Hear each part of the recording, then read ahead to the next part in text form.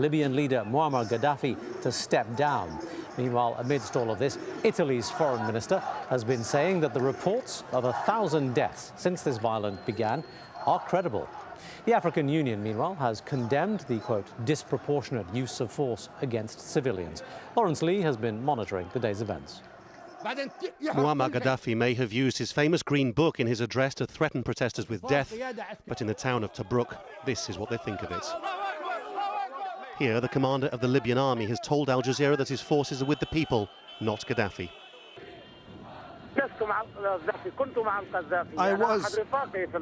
I was with him in the past, but the situation has changed. He's a tyrant. I've heard him in his speech. We're not separate. We're not secessionists. We're not asking for separation. Pictures like this serve to demonstrate the standoff that's now holding in Libya. The people of the uprising say victory will be theirs. Gaddafi remains immune to pressure. I will not leave the country, and I will die as a martyr at the end. Everywhere it's tense, the situation fluid. This is the town of Misrata in western Libya, which has reportedly fallen to the opposition. If these new pictures are accurate, then they would seem to bear that out, but the country remains split. This video purports to show the aftermath of fighting on the streets of Tripoli between pro- and anti-Gaddafi forces.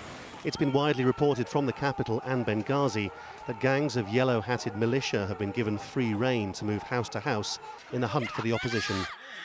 This, Gaddafi's address of Tuesday night, all his tactics have enraged even those who know him well. He's using mercenaries, not because he wants to use them, because he cannot use the army. He cannot use the armed forces of Libya because they are Libyans and they are faithful and honest people. They will not kill themselves, because killing their cousins and uncles and friends, it means that they are killing themselves. So he doesn't trust them. He doesn't trust even his own guard. What's beyond dispute is the chaos on the streets and the danger which protesters often run headlong into. Here, for instance, there seem to be snipers on the roof of the building opposite. There's a small crack, and a man goes down, shot in the groin. But while the international media is now beginning to find ways into Libya, interpreting the direction events are heading in remains as difficult for people in the country as it does for the outside world. The latest rumour, again unverifiable unless it happens, is that Gaddafi has threatened to blow up his oil pipelines, which would bring havoc to a country already beset by poverty and would have ramifications on oil prices across the world. If that's leading to an exodus of expatriates, then it's this kind of thing which is putting the fear into everybody. These people, whoever they were, tied up, blindfolded and executed. We were passed this picture by a fleeing migrant on the border with Egypt. After he filmed it, he ran. Lawrence Lee, AlJazeera. Well, in the latest example of government employees turning against Gaddafi, we've heard about an Air Force pilot who ejected from his plane rather than carry out his orders to bomb protesters in Benghazi. We got the story direct from the Army General, Major General Suleiman Mahmoud. Something happened today at 10:30.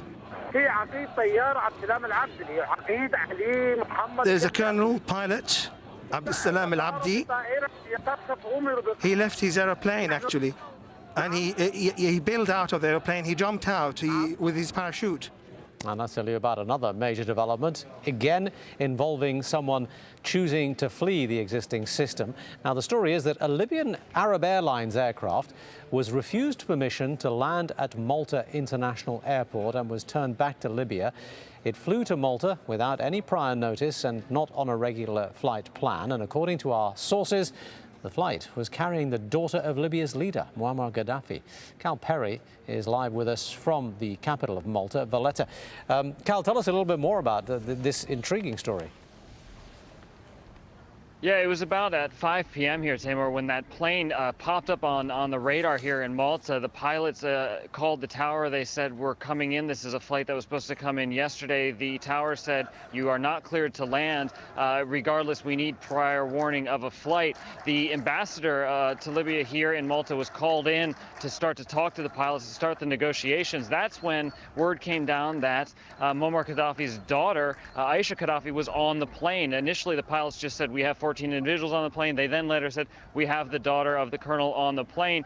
The ambassador obviously was pushing for the plane to land here on the ground, but the officials here just said absolutely not. The pilots started saying, we're running low on fuel, we have to land. And again, the government here said, no, return back to Libya. So clearly we're seeing a breakdown not only in the government, not only in the military, of course, those pilots who ditched that plane off the coast, but we're seeing family members now trying to flee Libya as well. Malta being sort of the first stop north. It's only about an hour-and-a-half flight to here, so that's clearly, I think, why they chose this entry point, which is becoming the entry point for all EU nationals who are trying to flee Tripoli, Tamar. And I guess the question is, why would Gaddafi's daughter choose to flee to Malta in such a way? I mean, we're certain that the plane, its mission was to carry her to Malta rather than, for instance, the pilot himself deciding that he wanted to get out of Libya. Well, we don't know the intent of the pilot, but it seems to be the case. I mean, if the colonel's daughter was on the plane, that would seem to be obviously the main VIP passenger. So it seems pretty clear they were trying to get her here to Malta and out of Libya. But again, this thing was not scheduled. It was not planned to come. They were very surprised in the control tower when it popped up on the radar. They started talking to the pilots. And again, at the beginning, the pilots just said, we have 14 people on board. This was a flight that was supposed to come yesterday. We couldn't come yesterday, so we're coming today. It was only when the ambassador was brought in to the negotiations that they realized that she was on the plane, that in fact the colonel's daughter was on that aircraft, Tamar. Malta obviously on the front line of the problems here, one of the closest places that Libyans can flee to if they choose to. I guess the Maltese authorities are getting quite concerned about the possibility of a refugee problem. Well, yeah, every time they hear the number 300,000, I think people here get a little bit nervous. There's only 400, roughly, 1,000 people that live on this tiny island. During World War II, Churchill called this island the unsinkable battleship. That's really what it is. It's an unsinkable aircraft carrier. It's a giant airfield, and it's being used by the European Union to get their citizens out. It's the smallest European Union nation, but it's now becoming one of the most important European Union nations because this is, again, the exit point for people who are coming in. We had a producer who just flew in here a few hours ago, and she said it's becoming clear that a lot of these European Union nations are really banding together, trying to get their citizens all out, whether they're German, French, Italian, whatever. People are coming to the airport. We've been hearing stories of people who are at the airport saying the airport is absolutely jam-packed.